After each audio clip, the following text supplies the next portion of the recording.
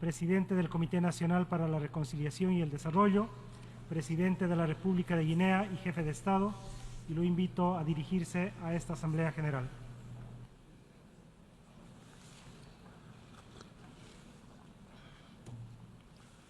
Monsieur le Président, Excellences, Mesdames et Messieurs les chefs de délégation, Monsieur le Secrétaire général, je voudrais, avant de commencer, Monsieur le Président, vous adresser les chaleureuses félicitations de la délégation guinéenne pour votre brillante élection à la présidence de la 78e Assemblée générale des Nations unies.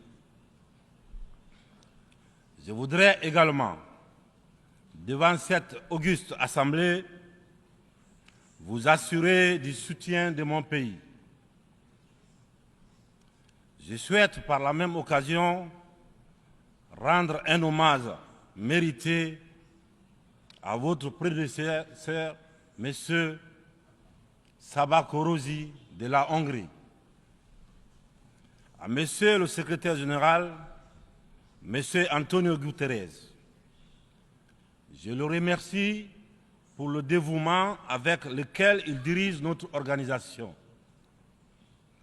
Monsieur le Président, Mesdames et Messieurs, en venant prendre part aux travaux de la 78e section ordinaire, je voudrais m'acquitter d'un devoir, celui de vous transmettre les chaleureuses salutations du peuple souverain de Guinée.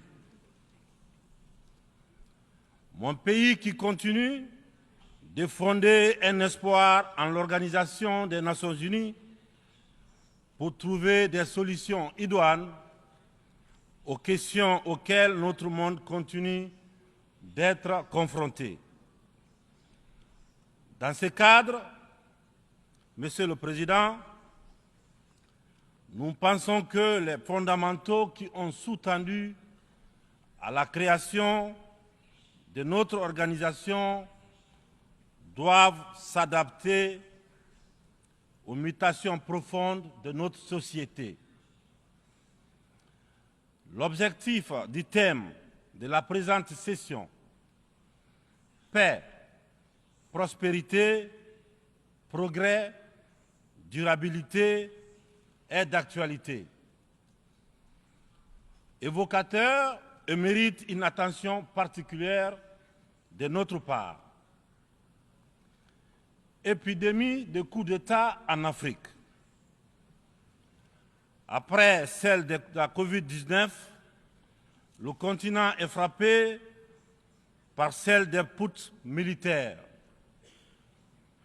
notamment dans les pays francophones du sud du Sahara. C'est tout le monde qui les condamne, qui les sanctionne, qui s'émeut de la réapparition brusque de cette pratique que l'on croyait révolue, à juste titre. Mais j'ai envie de dire que la communauté internationale doit avoir l'honnêteté et la correction de ne pas se contenter de dénoncer les seules conséquences, mais de s'intéresser et de traiter les causes. Les coups d'État, s'ils se sont multipliés ces dernières années en Afrique, c'est bien parce qu'il y a des raisons très profondes. Et pour traiter le mal, Mesdames et Messieurs, il faut s'intéresser aux causes racines. Le putschiste n'est pas seulement celui qui prend les armes, qui renverse un régime. Je souhaite que l'on retienne que les vrais putschistes, les plus nombreux, qui ne font l'objet d'aucune condamnation, c'est aussi ceux qui manigancent, qui utilisent la fourberie, qui trichent pour manipuler les textes de la Constitution afin de se maintenir éternellement au pouvoir. C'est ceux en col blanc qui modifient les règles du jeu pendant la partie pour conserver les rênes du pouvoir. Voilà les putschistes les plus nombreux. Monsieur le Président, Mesdames et Messieurs, je fais partie de ceux qui, un matin, ont décidé de prendre nos responsabilités pour éviter à notre pays un chaos complet, une situation insurrectionnelle. Aucune force politique, toute complètement neutralisée à l'époque, n'avait ni le courage ni les moyens de mettre fin à l'imposture que nous vivions. La rectification institutionnelle à laquelle mes frères d'armes et moi avons pris nos responsabilités le 5 septembre 2021 n'était qu'une conséquence de cette situation de chaos qui avait fini par fissurer le tissu social et mettre à mal le vivre ensemble. Sans être exhaustif, nous pensons que les transitions qui sont en cours en Afrique sont dues à plusieurs facteurs parmi lesquels on peut citer les promesses non tenues, l'endormissement du peuple, le tripatouillage des constitutions par des dirigeants qui ont pour seul souci de se maintenir au pouvoir au détriment du bien-être collectif. Aujourd'hui, le peuple africain sont plus que jamais éveillés et décidés à prendre leur destin en main. La mauvaise répartition des richesses crée des inégalités sans fin. La famine, la misère qui rendent le quotidien de nos populations de plus en plus difficile. Ces inégalités font partie des causes des événements qui mettent en péril surtout le vivre ensemble. Quand les richesses d'un pays sont dans les mains d'une élite, alors que les nouveau-nés meurent dans les hôpitaux par manque de couveuses, il n'est pas surprenant que dans de telles conditions, nous assistons à des transitions pour répondre aux aspirations profondes du peuple. L'Afrique souffre, mesdames et messieurs. Elle souffre d'un modèle de gouvernance qui lui a été imposé. Un modèle certes bon et efficace pour l'Occident, qu'il a conçu au fil de son histoire, mais qui a du mal à passer et à s'adapter à notre réalité, à nos coutumes, à notre environnement. Hélas, j'aimerais dire que la grève n'a pas pris. Je sais que lorsque je dis cela, tout de suite, ils sont nombreux à se dire encore un bidas qui veut tordre le cou à la démocratie. Encore un soldat qui veut imposer sa dictature. Cependant, de façon très claire, sans hypocrisie, sans faux semblant, les jeux dans les jeux, nous sommes tous conscients que ce modèle de démocratie que vous nous avez si insidieusement et savamment imposé après le sommet de la Baule en France, presque de façon religieuse, il ne marche pas. Les différents indices économiques et sociaux sont là pour démontrer que ce n'est pas un jugement de valeur sur la démocratie en elle-même, Croyez-moi, bien entendu, c'est un constat, c'est un bilan sur plusieurs décennies d'expérimentation chaotique de ces modèles dans notre environnement, une période où il n'a été question que des outils politiques, au détriment, bien sûr, au détriment de l'essentiel, qui est l'économie, la transformation de nos matières premières sur place. Permettez-moi de pousser l'exercice de vérité un peu plus loin. Avec ma courte mais intense expérience à la gestion d'un État, la Guinée, j'ai mieux mesuré à quel point ce modèle a surtout contribué à entretenir un système d'exploitation et de pillage de nos ressources par les autres, et une corruption très active de nos élites, des leaders nationaux à qui on a souvent accordé des certificats de démocrates. Et en fonction de leur docilité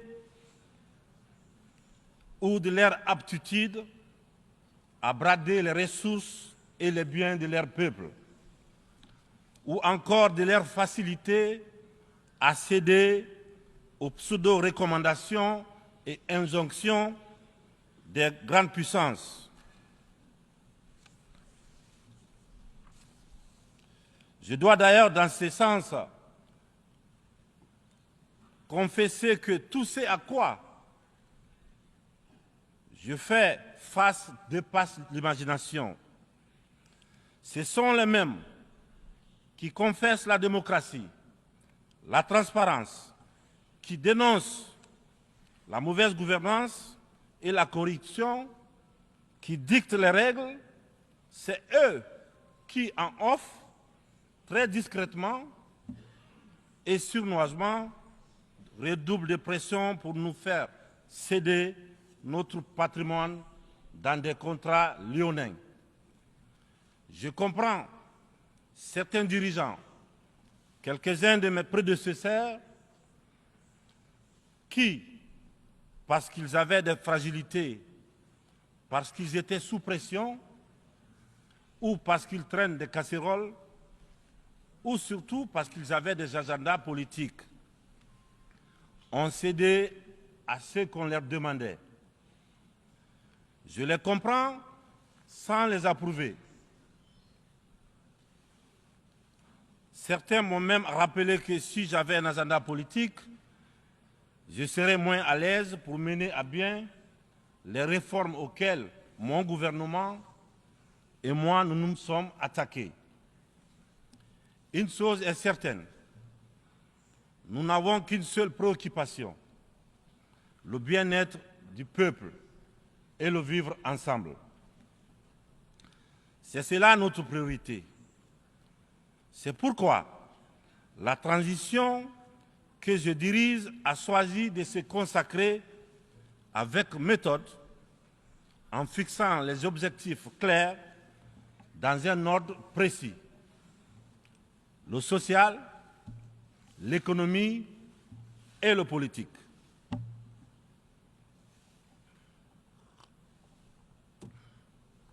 Monsieur le Président, Mesdames et Messieurs, mon uniforme, je l'ai mis au service de mon peuple. Je vous serai reconnaissant de respecter ce serment, de nous tenir à distance respectable des divisions, de toutes sortes que beaucoup essaient de nourrir dans nos pays.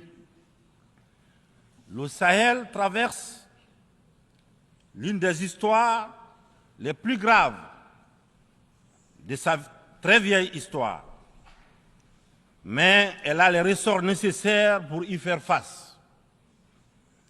Son sens légendaire de la diplomatie doit être libéré, afin qu'ensemble, nous nous parlions sans interférence.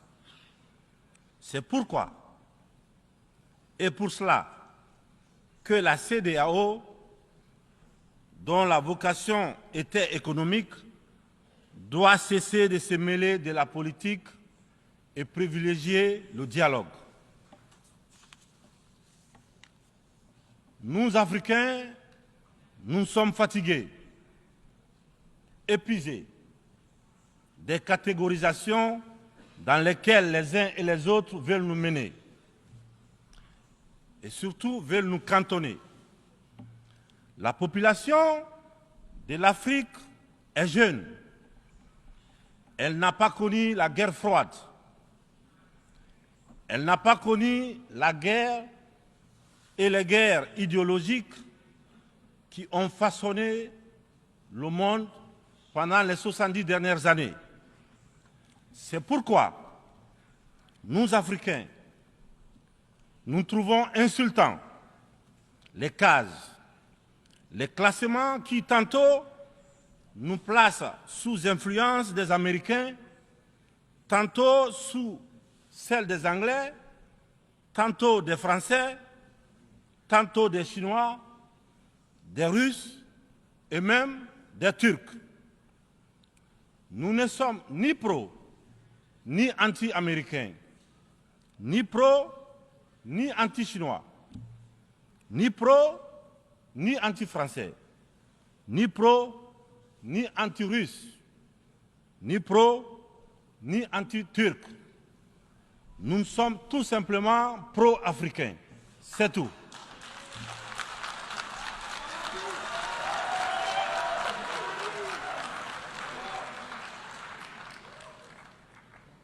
Nous mettre sous la coupe de telle ou telle puissance est une insulte,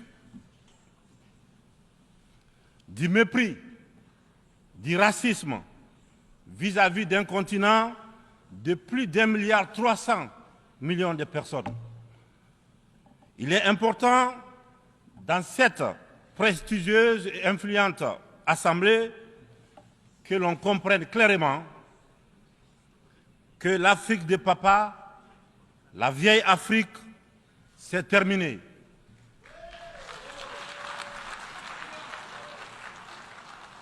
Avec une population de plus d'1 milliard d'Africains, dont environ 70% de jeunes totalement décomplexés, des jeunes ouverts sur le monde et décidés à prendre en main leur destin. Il est venu le moment de prendre conscience que les structures, les règles issues de la Seconde Guerre mondiale,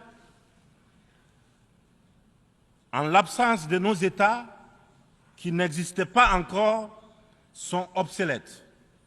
C'est la fin d'une époque déséquilibrée, injuste, où nous n'avons pas droit au chapitre.